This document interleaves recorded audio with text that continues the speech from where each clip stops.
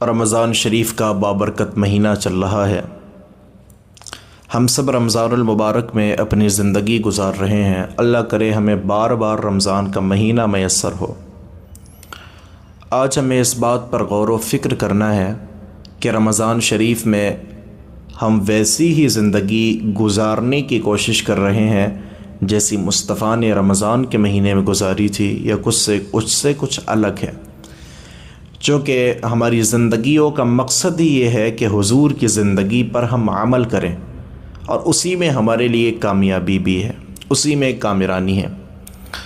حضور کے اصحاب فرماتے ہیں کہ رمضان کا مہینہ جب میرے نبی علیہ السلام کی زندگی میں آتا تھا تو حضور علیہ السلام نمازوں میں بہت کثرت فرماتے تھے، سخاوت میں کثرت فرماتے تھے۔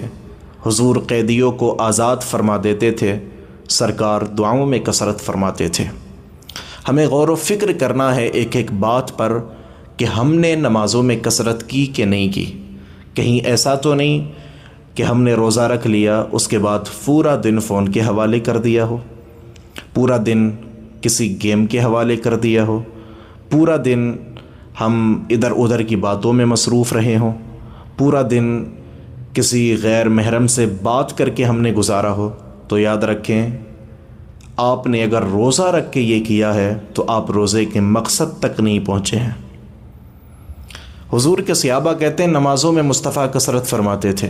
ہمیں غور کرنا پڑے گا کہ ہم کتنی کثرت کر رہے ہیں۔ 2 وقت کی، 3 وقت کی، 4 وقت کی ہی نہیں، بلکہ ہر ایک مسلمان پر 5 وقت کی نماز فرض ہے۔ لیکن 4 وقت میں تو ہمارے نوجوان بھی نظر آتے ہیں، بزرگ بھی آتے ہیں، لیکن عشاء میں نہیں نظر آتے۔ کیوں جی؟ کہتے کہ تراویح بہت طویل ہوتی ہیں، لمبی ہوتی ہیں، درد ہونے لگے گا پیروں میں۔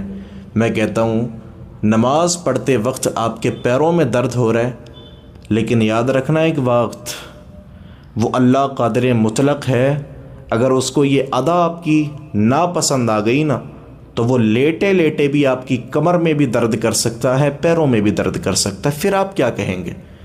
اس لیے ہوش کے ناخن لینا چاہیے، مسلمانوں کو نماز کی پابندی کرنا چاہیے، حضور کے اس طریقے پر عمل کرنا چاہیے۔ نمازوں میں کثرت، نوافل کی کثرت، جو قضا ہے ہمارے ذمے ان میں کثرت کرنی چاہیے۔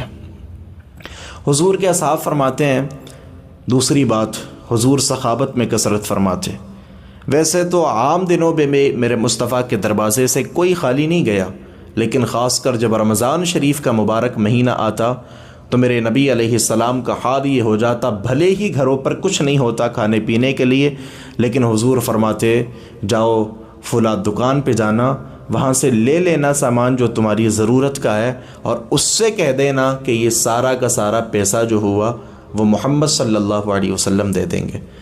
حضور ادھار دلاتے تھے، پھر جیسے ہی ہوتا تھا میرے مصطفیٰ اس کو دے دیتے تھے۔ یہ سخاوت ہمیں بھی غور کرنا پڑے گا صاحب۔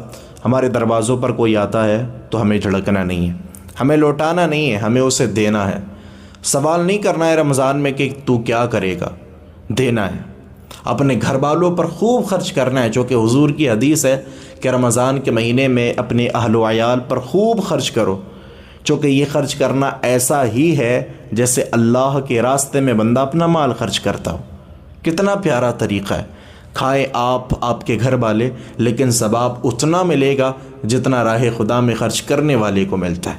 اس لیے خوب خرچ کریں، خوب سخاوت کے دریا بہائیں۔ کوئی مجبور آپ کے یہاں رہتا ہو، آپ کی بستی میں ہو، آپ کے شہر میں ہو، اسے پکڑ پکڑ کے پیش کریں، اور ہرگز دینے والے کو یہ نہ بتائیں کہ یہ فطرے کا ہے، یہ صدقے کا ہے، یہ زکوٰۃ کا۔ خاموشی سے مدد کر دیں، انشاءاللہ آپ ثواب کے حقدار ہوں گے۔ تیسری بات کہ حضور قیدیوں کو بھی آزاد فرما دیتے تھے۔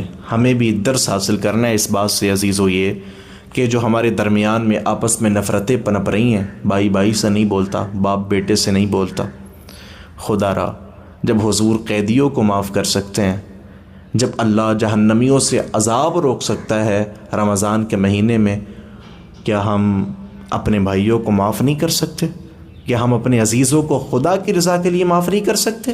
کرو معاف، دل سے معاف کرو، اور اگر تم سے کوئی ناراض ہے تو اس سے معافی مانگ لو، چونکہ بار بار یہ مہینہ آئے، زندگی میں کوئی پتہ نہیں ہے، اس لیے پھر چوتھی بات، حضور کے اصحاب کہتے ہیں سرکار دعاؤں میں کثرت فرماتے تھے.